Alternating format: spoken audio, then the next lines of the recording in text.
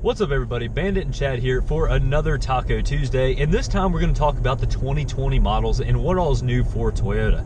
So it left a couple people kind of disappointed, but what happened at the most recent auto show is that Toyota basically updated a lot of their lineup, but most of it's still pretty much the same, wouldn't you say? Yeah, so still same engine and transmission for the Tacomas, no power changes, nothing like that. But then again, we weren't really expecting that from Toyota. That's a lot to expect, and if you look at how they've done things over the previous generations, there really weren't any power changes or powertrain changes. Right, and like honestly, we've already seen a pretty good updated lineup. You know, 2018 they added all the Toyota Safety Sense stuff.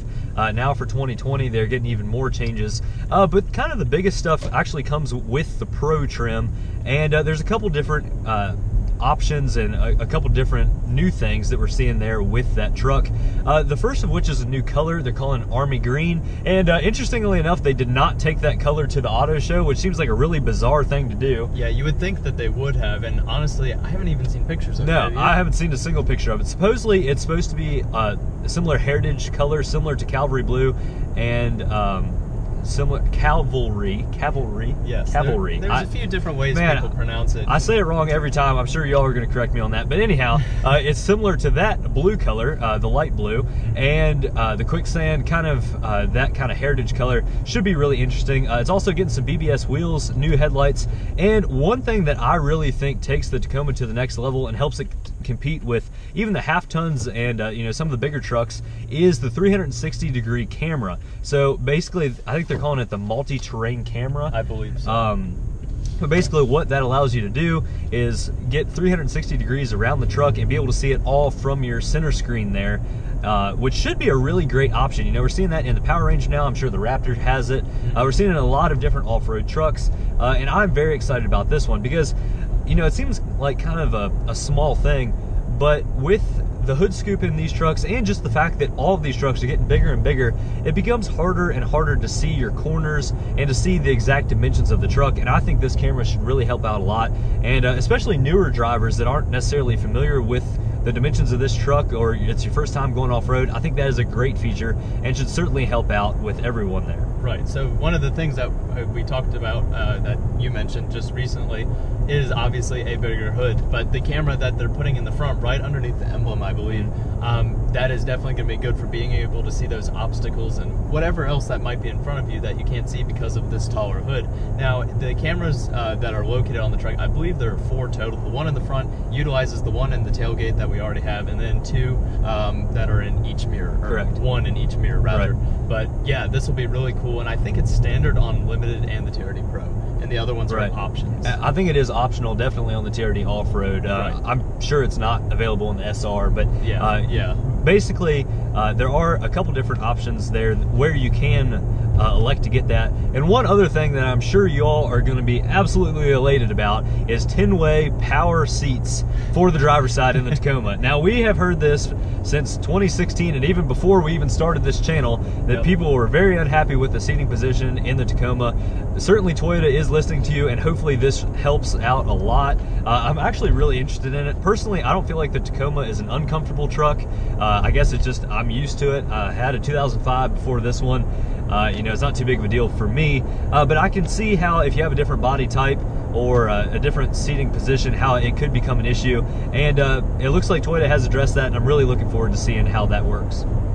Now, 2 other models that Toyota came out with here for the auto show is the Land Cruiser Heritage Edition, which I didn't see pricing on that, but I'm assuming it's going to be up there, to say the least. You know, Land Cruisers don't really have options. Your only option when buying a Land Cruiser is either to buy it or to not buy the Land Cruiser, and some color options. But, you know, there's not really a whole lot of packages on a Land Cruiser. This is really the only package to note.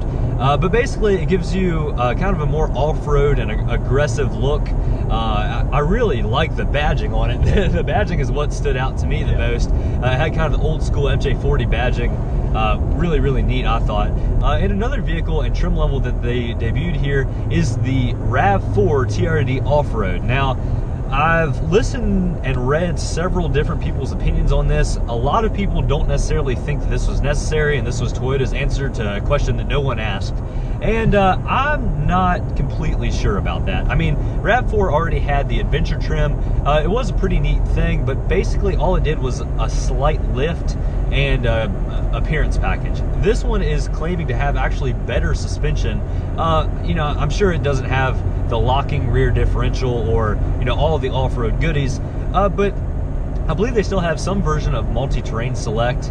And, you know, there are still a couple decent little options in there. And personally, I think it looks great. It has really the stitching for TRD off-road there in the seats. It has a couple different options that kind of sets it apart from the rest of the lineup. And I'm sure what they're trying to do is expand this kind of off-road mentality to all of the vehicles so that, you know, you get people on the lot for, say, wanting a Rav4, or I'm sorry, a 4Runner or a Tacoma, but then you'll have that Rav4 sitting right beside it, and you'll kind of sell people on that, or vice versa. You know, people come in after the Rav4, end up with a 4Runner, but basically it's giving people more options, and I don't think that's a bad thing at all. It's not bad. Options are always good. I agree. So basically, you know, the same thing with that you'd see with any other TRD package. Like I said, it is a little bit different suspension setup.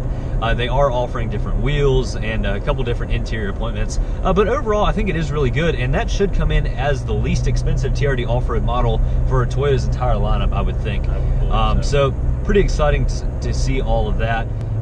So one other thing that is different for the 2020 model year for all of Toyota is now that the TRD Pro lineup is no longer comprised of 3 vehicles, there is now a 4th vehicle, and it's the Sequoia. So we're not really quite sure what pushed Toyota to make a hardcore off-road version of a gigantic SUV.